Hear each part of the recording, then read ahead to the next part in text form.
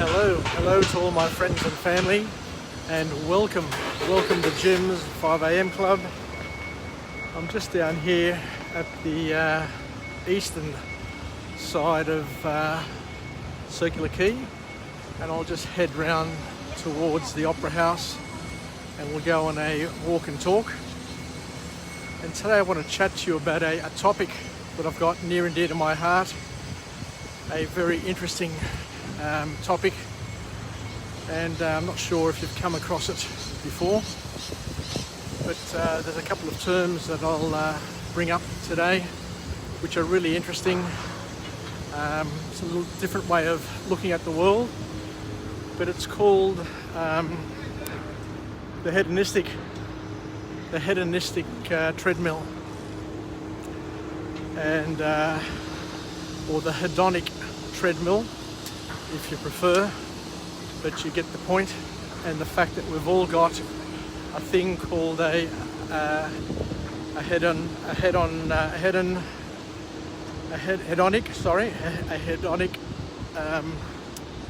upset point. I've got it right. It took me a while to get my mind and my words around that, but it's a concept of how you deal with happiness, or more importantly, how happiness is an illusion, and the more you do to find happiness in your life, the more unhappy you end up becoming. So a powerful concept, a tricky concept, but one that we all need to be aware of. And the hedonic treadmill basically suggests that whatever happens in your life, good or bad, you adapt and you change to get back to your equilibrium happiness point, and that's a point which is called your hedonic set point. And interestingly enough, the hedonic set point is established when we're very, very young.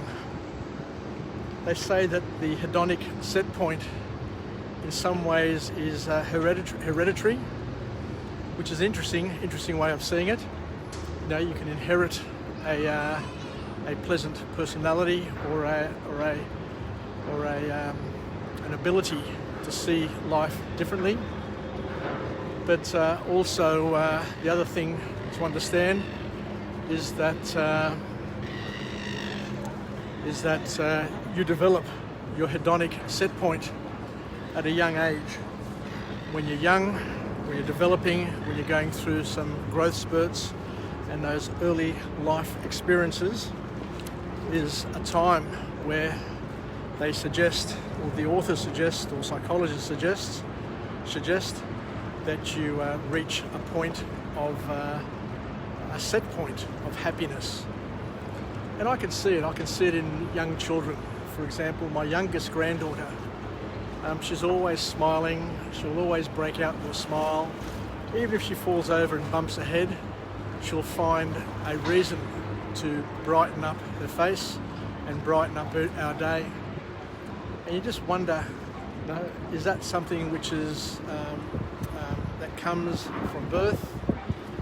Is it hereditary, or is it something that's generated with her early life experiences?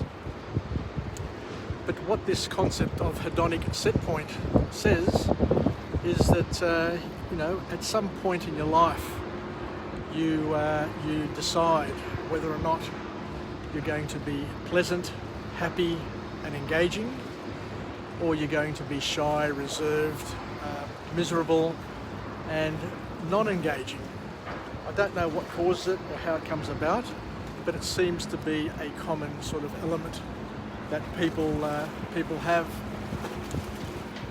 And what the authors then talk about is that through our lives, as we're growing up and as we experience things in our lives, you know, there are moments like birthday parties or special events which bring a lot of joy.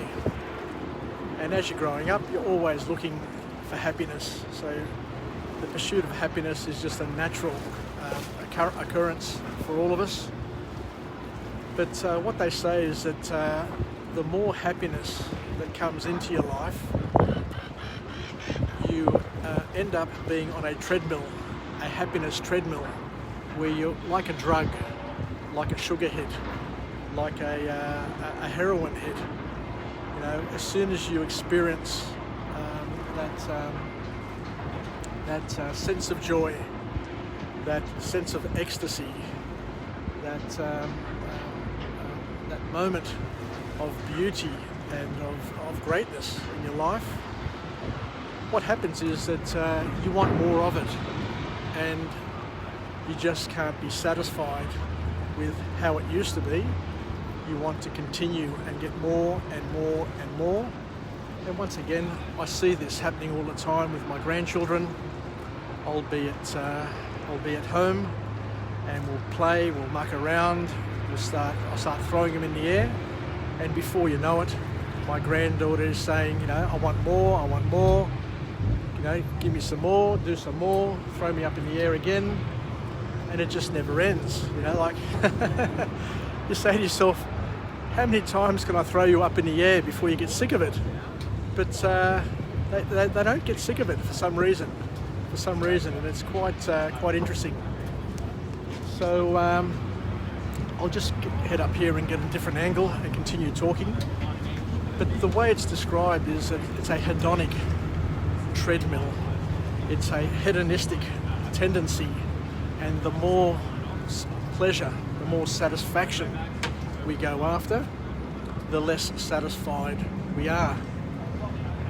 Because in many ways we are insatiable, and it's like the ratchet effect. Once you, for example, and they use example of people who have had windfall gains in their lives. They've won lotto, they've inherited a lot of money, they've got a massive promotion at work, you name it. You know, they're examples of how people have increased their ability or their propensity to be happy. But what they say is that after the novelty of the lotto win or of the windfall gain, then people adapt and go back or up to their hedonic set point. So depending on how happy you were before, after the event, now you'll be happier for a moment, and then you'll go back to that set point. So if you're miserable to start off with, listen to this one here. If you're miserable to start off with, then after the lotto win, after the initial novelty and the ecstasy of the win, then you're going to then go back to where you were. You're going to be miserable again because you'll want more and more and more. So a powerful point, something to consider, something to think about, something to mull over, especially for parents with young children, and especially for young people who are coming into the world and trying to find happiness. Because as we say, or as they say, happiness is a drug, and the more you get, the more you want, and then you become obsessed with doing things just to be happy. Just like a druggie will take another hit of heroin or another snort of cocaine to get him back to a high point. The same too with happiness, a happiness junkie.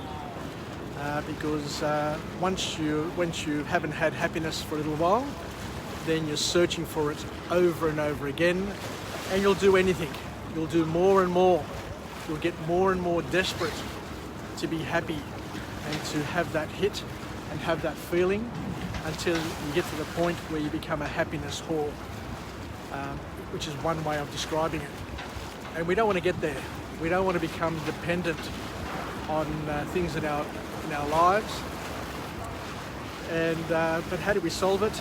That's another question. I guess the way of solving it is to be a little bit more measured in terms of what you look for in your life. By all means, seek achievement, seek glory, seek fun. But you also need to know that that fun, that enjoyment, that ecstasy is limited in its ability to generate happiness for you, because there will come a point where it will no longer satisfy you. It will no longer make you feel happy, loved, complete, fulfilled, because of the hedonic treadmill effect, which means that the more you get, the more you want, and it becomes an obsession, an insatiable obsession. And as soon as somebody else, or as soon as a new model of car comes out, you're going to be disappointed and unhappy once again in your life, and you're going to go and want to spend more money and buy the latest version, and just keep on going along that treadmill, and never be happy, never be satisfied. So I guess one of the tricks in life that we hear over and over again is to have low expectations, to be happy and find joy in the simple things in life, and not to become a lustful consumerist whose only purpose in life is to fill themselves with toys, to swap out women in their lives, to swap out the toys in their lives, to swap out their friends in their lives, because as we said, there comes a point where life becomes mundane. The beautiful woman that you've got next to you, who you're married, becomes average in your eyes compared to all the other young, beautiful women who will continually come into our lives over the duration of a person's lifetime. Because as we've said time and time again, there's always going to be somebody more beautiful and younger. And from a woman's perspective, there's always going to be someone who's more powerful and more masculine and more potent, should I put it that way, to satisfy their needs. So we need to be careful. We need to tread carefully in life and not to get sucked in. Not to get sucked in to the game of hedonistic existence, and to know that regardless of the toys that you get, regardless of the vehicle that you drive, there's always going to be another one that you're going to lust after. There's always going to be another one that you'll absolutely need in order to bring you back to a level, a high point in your happiness quotient. But to also remember that we're hardwired for certain levels of happiness, and that happiness level scientists call the hedonic set point. And that set point was created many, many years ago in our lives. For some people, they suggest it's hereditary. I don't know how that happens, but some of us have a higher propensity to be able to use parts of our brains to receive joy, or that we see things and we appreciate things a lot more than other people, and other people along the way have experiences mixed with people, or something happens in their lives which shapes the way they see the world, shapes the way they see things and engage in things and enjoy things. So the beauty in life is to be happy-go-lucky all the time. You know, if there's one thing that I'd like to be known for, is to be a happy-go-lucky type of guy, and I just enjoy being happy. But they also say that in order to tap into the ultimate happiness, and that is to be altruistic and to seek your happiness when you see other people being happy, to be a source of joy, to be somebody who's able to work with and through other people to bring them happiness by being able to to enable them to reach their goals, to seek their dreams, to achieve their dreams. But you've also got to know that regardless of what you do to help the people around you, not to expect much, because each and every one of them is on a hedonic treadmill, and after the initial hit of joy, they too will fall back to where they were before the event.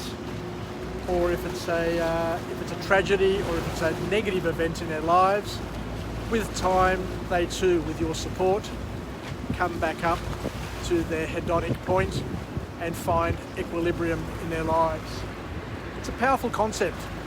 It's a powerful concept, but it's also a concept that is supported by Christianity to help us all align ourselves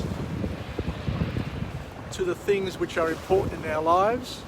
And it's not about the games, the toys, the experiences that we have in our lives, because we've learnt through this hedonic treadmill and the hedonic set point that all of these things are fleeting.